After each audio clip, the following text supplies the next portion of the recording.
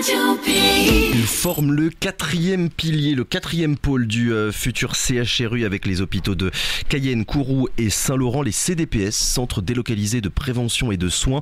La Guyane en compte actuellement 17 un peu partout sur le territoire et souffre, c'est ce qu'avait précisé le rapport de la mission d'inspection interministérielle sur l'amélioration de l'offre de soins. Ces structures souffrent d'un manque de moyens matériels. Conséquence, 3 d'entre eux, les 3 CDPS de Grand-Santi, Maripasoula et Saint-Georges vont devenir des hôpitaux de proximité dans les années qui viennent. Alors avec quelles avancées et quels changements à venir? Pour en parler, 2 invités ce matin. Amandine Papin, d'abord, bonjour.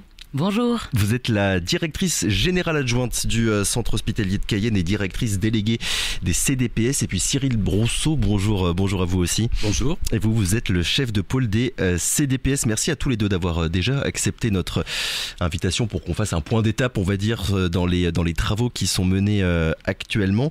Pour quelles raisons, et on va commencer par là, Amandine Papin, pour quelles raisons avoir ciblé ces 3 communes-là, Grand-Santi, Maripasoula, Saint-Georges, pour en faire des hôpitaux de proximité? Ce sont, d'après ce que j'ai compris, les CDPS qui actuellement ont l'activité la plus importante. C'est bien ça?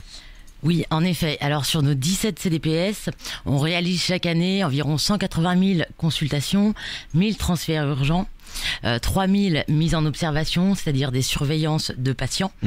Et ces 3 CDPS de Saint-Georges, Maripasoula et Grand-Santi représentent plus de 80% de notre activité. Ce sont en fait les principaux bassins de population, donc nous les avons choisis pour cela, et parce que géographiquement, ils permettent d'irriguer les principaux bassins de vie de l'intérieur. Oui, en fonction de l'activité, en fonction de la géographie. De leur rayonnement. Voilà, exactement. Question très concrète, Cyril Rousseau, pour qu'on comprenne de quoi est-ce qu'on va parler. La différence entre un CDPS et un hôpital de proximité, c'est quoi? Qu'est-ce que ça change véritablement pour les futurs patients de ces futurs hôpitaux de proximité? Alors ça change quand même beaucoup de choses. L'hôpital de proximité, l'idée et la nouveauté en Guyane, c'est rapprocher l'hôpital des communes de l'intérieur. On a un modèle actuel des CDPS qui est l'héritage du développement de la Guyane et des hôpitaux. Les hôpitaux principaux avec ce qu'on appelle le plateau technique sont sur le littoral, oui, comme 80% de la population, mais 20% de la population qui a un dynamisme important démographique qui se développe n'a pas accès. C'est une inégalité de santé territoriale. Cette population n'a pas accès de façon aisée et rapide à ce plateau technique. Donc ce qu'on va faire, c'est qu'on va amener en partie des éléments hospitaliers comme la possibilité d'hospitaliser sur place, développer des salles de radiologie, plus de biologie et un certain nombre de spécialités de façon à être beaucoup plus au standard hospitalier pour ces 3 principaux sites qui ne feront plus uniquement de la consultation comme c'est le cas globalement jusqu'à maintenant. Donc en fait, ce qu'on amène majoritairement de plus dans un hôpital de proximité par rapport à un CDPS, c'est plus de matériel, plus de personnel également, plus que ce qu'il y a aujourd'hui. Plus de soignants. Alors oui, c'est d'abord une meilleure prise en charge des urgences, oui, puisque nous aurons un urgentiste dans chaque CDPS qui permettra de mieux prendre en charge toutes les urgences qui se présentent. Ce qui n'est pas le cas actuellement dans les CDPS. Aujourd'hui, on prend en charge les urgences 24/24, bien sûr, mais avec parfois des urgentistes, mais pas systématiquement, et un niveau d'équipement moindre qui ne le sera demain. Puisque, comme le disait Cyril, on va développer le parc d'échographie, on va mettre en place des moyens d'imagerie avec une radiologie conventionnelle, on va développer la biologie, on aura des moyens diagnostiques et un plateau technique bien plus à même de prendre les urgences. Et puis on va également doubler l'activité de consultation en développant les consultations de spécialité. Aujourd'hui, nous avons des consultations de pédiatrie, de gynéco, d'infectiologie et de dermato. L'objectif demain, c'est d'avoir davantage de temps pour ces disciplines, mais également de développer d'autres disciplines telles que l'ophtalmo, le dentaire, qui sont des attentes très fortes de la population, mais également le diabète, la cardiologie, la neurologie, pour offrir vraiment un panel beaucoup plus important de spécialités dans ces communes. Et alors ces structures-là, elles auront une structure du coup modulaire. Est-ce que vous pourriez nous expliquer ce point, Cyril Rousseau, peut-être? Alors, modulaire, oui, puisque donc, pour pouvoir répondre à l'urgence de la situation, l'idée, on ne peut pas reconstruire à zéro ces structures telles qu'elles sont aujourd'hui en l'espace de quelques mois. Oui. Donc là, provisoirement, on va installer un certain nombre d'éléments modulaires qui vont permettre de gagner de la surface et de façon importante, puisqu'il y aura plus d'une dizaine de modulaires par centre, qui vont permettre d'accueillir des locaux de travail, de stockage, de consultation, une salle d'imagerie aussi dans ce type d'éléments modulaires qui seront tout à fait de belle qualité et bien implantés de façon commode autour des centres actuels, en lien vraiment avec la structure existante, et qui vont nous permettre de déployer et d'accueillir l'ensemble de ces nouveaux personnels, de ces nouvelles activités. Et donc cet aspect modulaire, cette structure modulaire n'a pas vocation du coup à durer dans le temps, puisque l'objectif dans les années qui viennent, Amandine Papin, c'est qu'il y ait des bâtiments reconstruits à 100% totalement neufs. En effet, alors on a une évolution démographique très forte sur ces 3 territoires. L'objectif, c'est en effet, donc ça va demander des augmentations capacitaires. Aujourd'hui, on projette 6 lits d'hospitalisation à Grand-Santi, 6 à Saint-Georges, 8 à Maripasoula. D'accord. Ces capacités s'avéreront insuffisantes à moyen terme. On travaille donc d'ores et déjà à la projection et à la conception de bâtiments ou agrandis en dur ou à des reconstructions, par exemple à Saint-Georges. Et ça va se faire dans combien de temps à peu près ? Alors ça, il nous faut identifier les terrains, faire le travail de conception architecturale, projeter les activités, puis ensuite réaliser les travaux.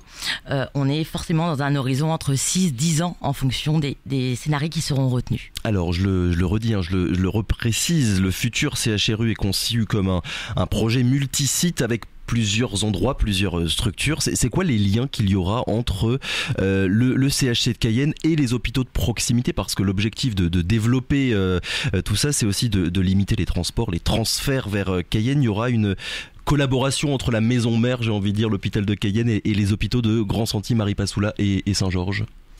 Monsieur Rousseau, Madame Papin, qui veut répondre ? Allez. Cyril Rousseau.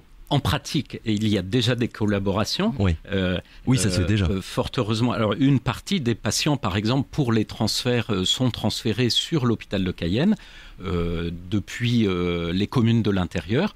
Mais nous avons aussi des collaborations avec l'Ouest guyanais. Le CHOG, par exemple, accueille des patients de Grand-Santi, notamment en particulier. L'hôpital de Kourou accueille dans certaines disciplines, notamment en cancérologie, en urologie, un certain nombre de patients de l'intérieur via les CDPS. Donc ça, ce sera aussi maintenu et développé en fonction de ce que chaque hôpital du littoral peut proposer aux patients de l'intérieur dans une optique de développement, disons, harmonieux en fonction des compétences de chaque site hospitalier. En tout cas, il y a des réflexions qui sont menées pour limiter le plus possible les transports d'un patient d'une structure à l'autre, Amandine Papin. Oui, c'est d'ailleurs un des objets de la création des hôpitaux de proximité. On pense que la création des 3 hôpitaux de proximité va nous permettre d'éviter 30% des transferts vers les plateaux techniques hospitaliers du littoral. Néanmoins, l'orientation des patients se fera toujours en lien direct avec Cayenne et Kourou et Saint-Laurent, et notamment s'agissant de l'interprétation des radios. Oui. Les radios dans les hôpitaux de proximité seront réalisées par les médecins en poste dans les CDPS. Néanmoins, elles seront interprétées par les radiologues de Cayenne qui liront et interpréteront les images à distance. Du coup, 3 hospitalisations sur 10 auront lieu, c'est bien ça, dans ces 3 futurs hôpitaux de proximité ? Oui, tout à fait, c'est ce qu'on a projeté. Alors, il y a la question des moyens financiers. D'ailleurs, ça va coûter combien ? Ça coûte cher ce projet de transformation, Amandine Papin ? Oui, on est sur un projet assez ambitieux en termes de financement. Il faut savoir qu'aujourd'hui, les CDPS, tout confondus, ont un budget de 14,7 millions d'euros. Pour les hôpitaux de proximité, on demande le doublement de ce budget, soit un total de 15 millions annuels en fonctionnement, ce qui représente donc un surplus de dotation de 5 millions par hôpital de proximité. 15 divisé par 3. Exactement. Et s'agissant de l'investissement, on sollicite une dotation de 4 millions avec 2 millions d'efforts la première année et les 2 autres millions étalés sur les 2 années suivantes. Et là, les fonds, ils ont été débloqués, on est en attente de tout ça? Alors, une partie des fonds est en cours d'être débloquée, l'autre est encore en discussion avec le ministère. Ministère de la Santé? Ministère de la Santé, Oui. tout à fait.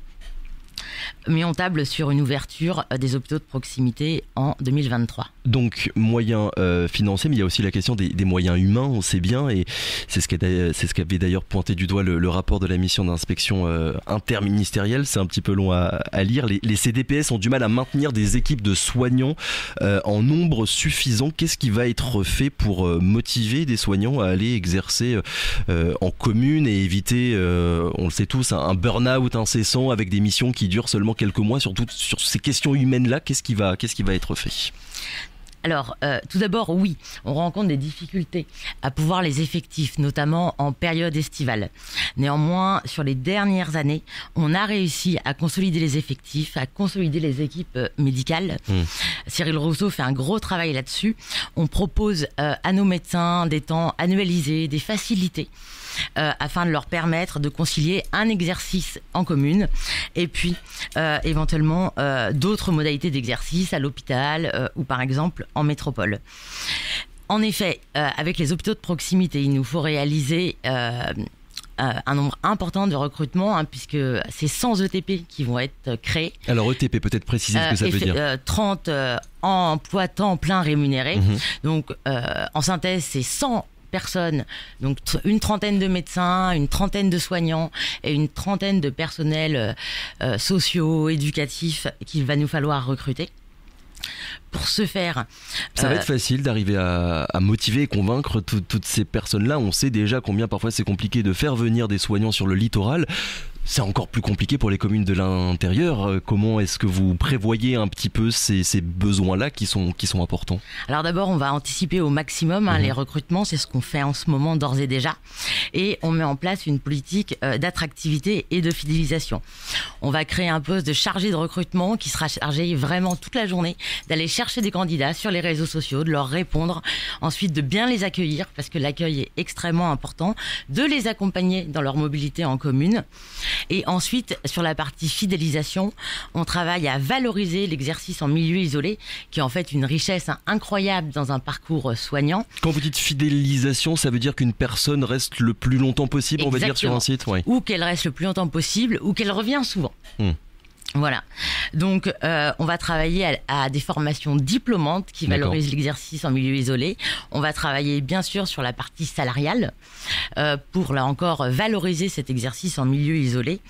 Et puis, très important, on va travailler sur l'offre de logement qui pose encore des difficultés en commune, tant en nombre de logements qu'en qualité de logement.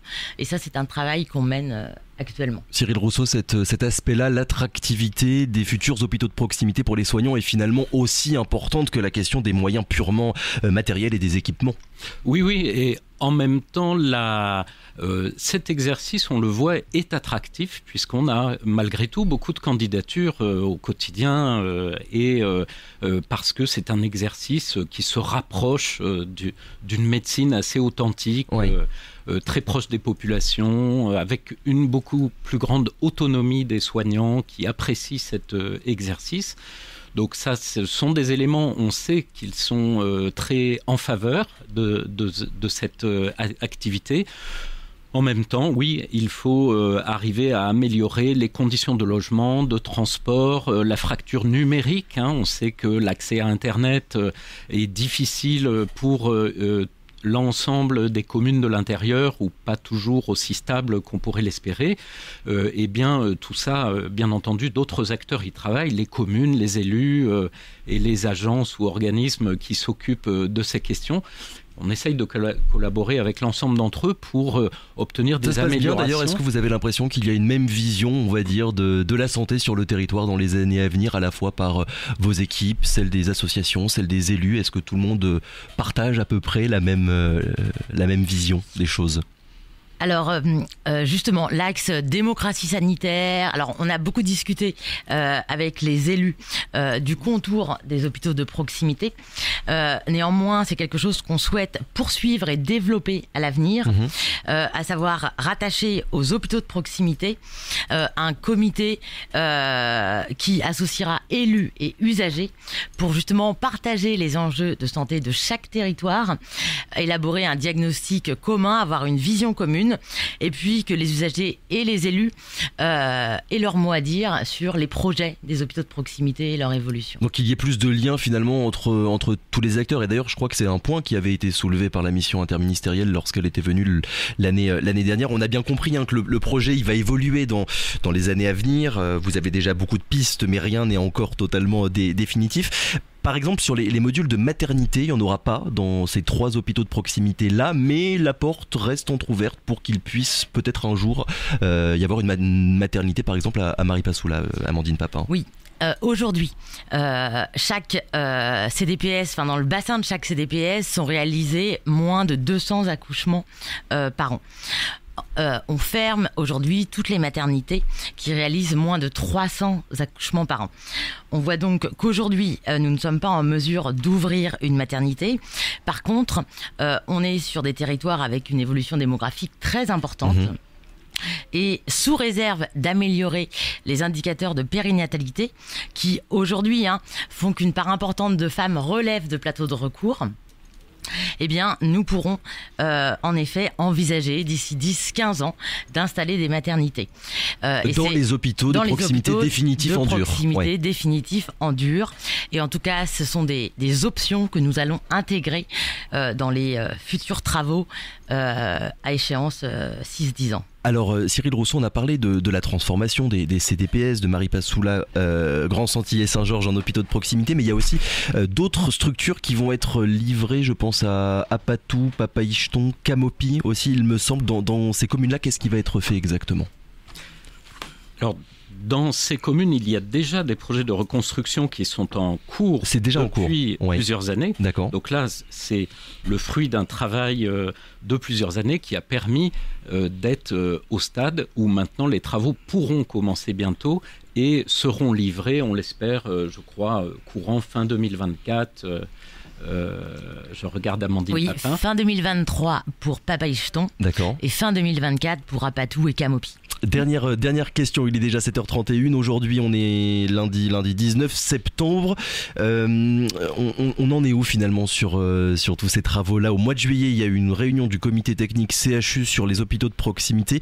L'agenda maintenant, c'est quoi ? Est-ce qu'il y a encore des travaux de réflexion à mener ou bien on va pouvoir rapidement passer aux choses concrètes ? Pour nous, l'objectif, c'est vraiment de passer à la mise en œuvre opérationnelle du projet. Donc, on attend les dernières validations financières. Oui.